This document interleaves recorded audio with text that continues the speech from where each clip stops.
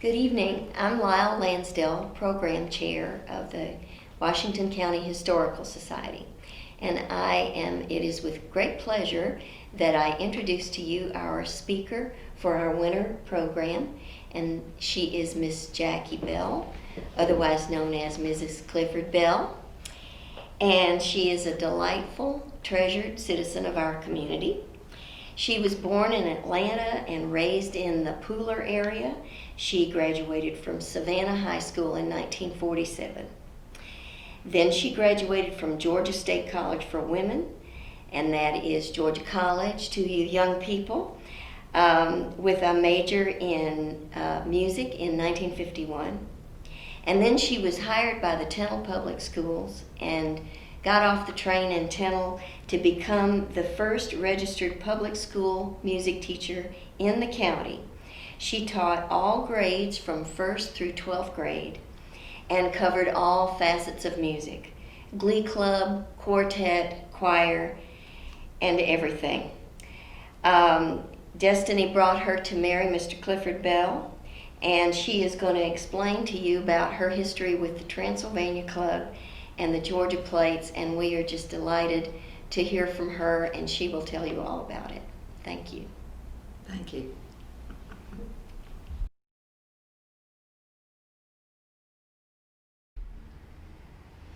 Once upon a time, in a small town 112 years ago, there lived some lovely young ladies who wore long dresses and hats and carried handkerchiefs and parasols. It was a time when most people still rode in horse and buggy. 3 young ladies were visiting together on a warm October afternoon when one girl said, "What can we do? I am so bored." Her friend said, "Why don't you just read a book?" And the first girl replied, "Well, I've read everything in Papa's library." And the third girl said, "Well, I saw Miss Chapman the other day, and she suggested that we have enough unmarried ladies in town to form a literary club." A literary club without boys? Oh my. But so was formed a literary club of 25 unmarried ladies. Their object was the intellectual and social development of its members.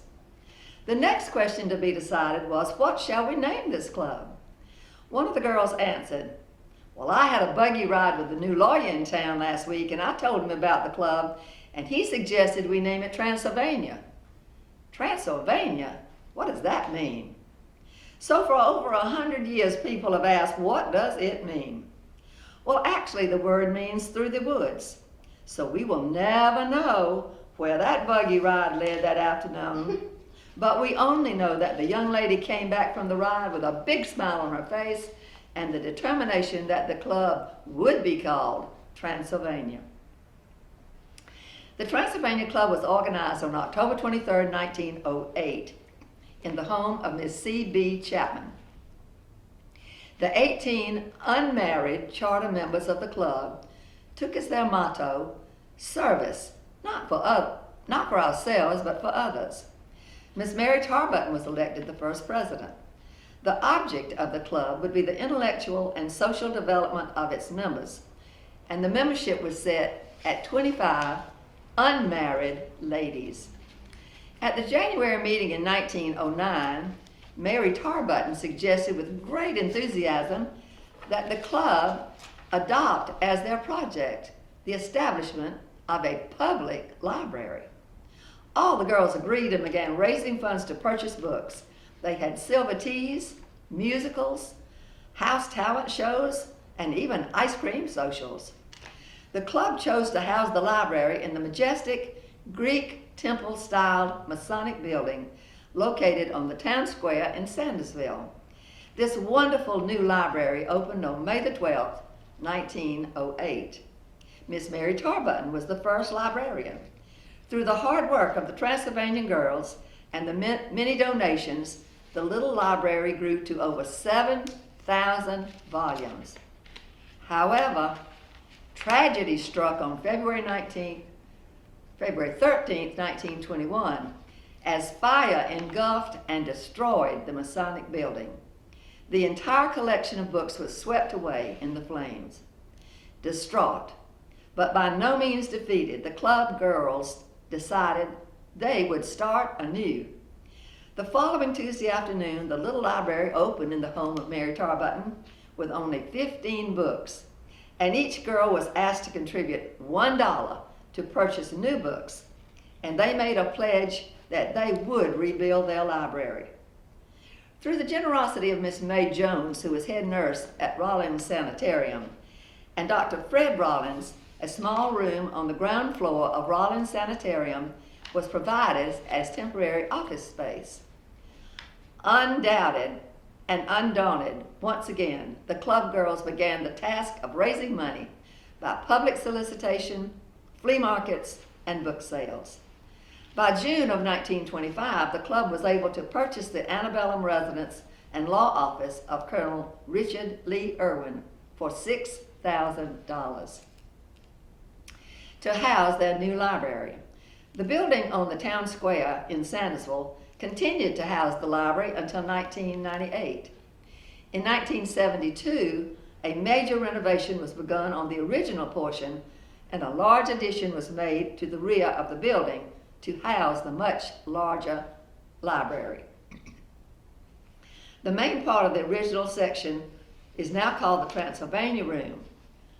By 1989, the public library had a balanced collection of over 10,000 volumes and 38 periodicals with circulation of approximately 25,000 books. The library was open downtown until 1998, 6 days a week, and employed one full-time librarian.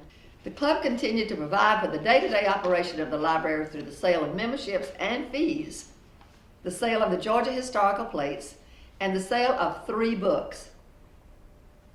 Silk Stocking Street by Rachel Paris, Memoirs of a Confederate Veteran by Ike Herman, and the reprint of Miss Ella Mitchell's History of Washington County. And if you have any of these books and you'd like to get rid of them, please let me know. The club has through the years cooperated with local affairs such as the Calhoun Festival and in later years with the Silk Stocking Ball. In 1998, a new library, the Rosa M. Tarbutton Memorial Library, named for one of the club's beloved members, opened in Sandusville, combining the Sandusville Public Library with the Washington County Library, which before that time had been housed in Tinnell. The previous home of the Sandusville Public Library is maintained by the club as the Transylvania Building. The club still meets in the front part and leases the newer back part. In 1932, Louisa Irwin bought a set of George Washington plates. She wondered, why can't we have plates that deal only with the state of Georgia? So, for the 1933 bicentennial of the state of Georgia and the 25th anniversary of the club, she conceived and designed a set of 12 plates depicting scenes and people of Georgia. Wedgwood in England agreed to produce the plates, but required $1,500 in advance. Now that was a lot of money for the girls in that day, so 3 gentlemen, Mr. C.D. Shelnut, Mr. C.F. Irwin, and Mr. B.J. Tarbutton came forward and underwrote the entire sum.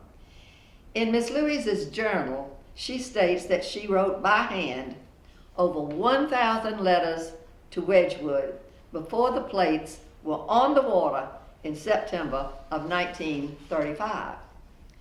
Miss Louise designed a distinctive border that could only belong to the state of Georgia. Each center subject is encircled with a design of cotton, peaches, Cherokee roses, and a bough of long leaf pine. The seal of Georgia and the state motto appears on the lower center of each plate. The plates were issued in dinner and salad size, in blue, pink, and mulberry. Many years ago, the mulberry plates and salad plates were discontinued, So I think these plates are quite collectible if you have some. Also, there are a few plates with the red Old Hills of Georgia on the back, written by Henry Jackson. These plates are really rare, so if you have any you would like to part with, let me know. We could add them to our display at the library building. The border is interspersed with 5 inserts. Bethesda, the first orphanage in America located near Savannah. The residence of Crawford W. Long, the first doctor to use ether as an anesthesia. The Savannah, the first steamship to cross the ocean. The ruins of Fort Frederica and Liberty Hall, home of Alexander H. Stephens, the Vice President of the Confederacy. Written on the back of every plate is the name of the center subjects, which are General James Edward Oglethorpe, the trustees receiving Oglethorpe and the Indians in London, John Wesley teaching the Indians, Wesleyan College, the University of Georgia, Richmond Academy, Nancy Hart capturing the Tories, I like that one, the burning of the Yazoo fraud, the old Capitol Milledgeville, the President Capitol Atlanta, Revolutionary War heroes and Civil War heroes. On February 19, 1974, Governor Jimmy Carter signed the General Assembly Resolution 576, declaring these plates are the official plates of the state of Georgia. Many of us went to Atlanta for that wonderful occasion. Ms. Carter took her plates to the White House. She sent the club pictures of her table settings using these wonderful plates. When Princess Anne came from England to tour our kaolin industry, I presented a set of plates to her at the airport when she arrived. The plates were copyrighted by the Transylvania Club on March the 30th, 2009. The original papers are secured in a safety deposit box at the George D. Worthen Bank, and the copyright will expire in 2084. For many years, the plates brought wonder, rising cost, and a source of gifts for many brides. I was plate chairman for about 15 years, and during that time, I created a Plate of the Month Club for these girls who wanted a whole set and just couldn't afford them at one time. So they would send me a check, I would send them and tell me what plate they wanted, and I would send them a plate. The years rolled by with meetings once a month at 4 o'clock in the home of members, but later in the Transylvania building. Rules were changed, rules were broken, but always for the good of the club. And new members were always chosen carefully.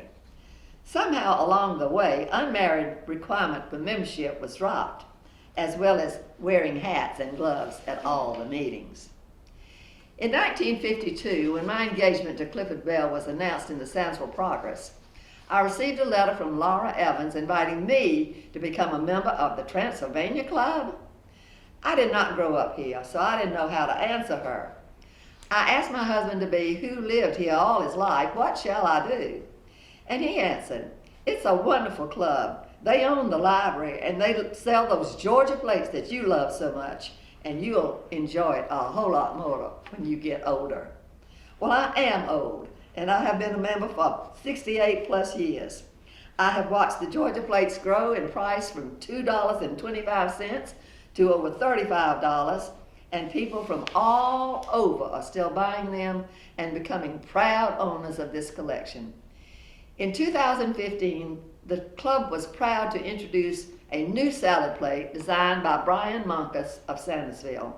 They are also available in pink and blue and perfectly complement the dinner plates so lovingly created by Louise Irwin in 1932. 89 long years ago.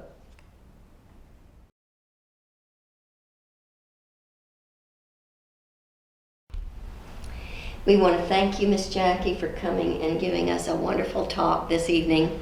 We're here at the Brown House, and the Georgia plates are sold here at the Brown House, by the way. Call us and come over, visit us, and call us for a tour.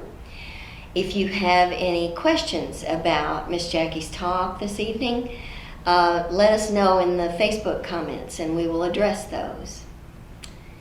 Thank you so much for joining us for this enjoyable talk.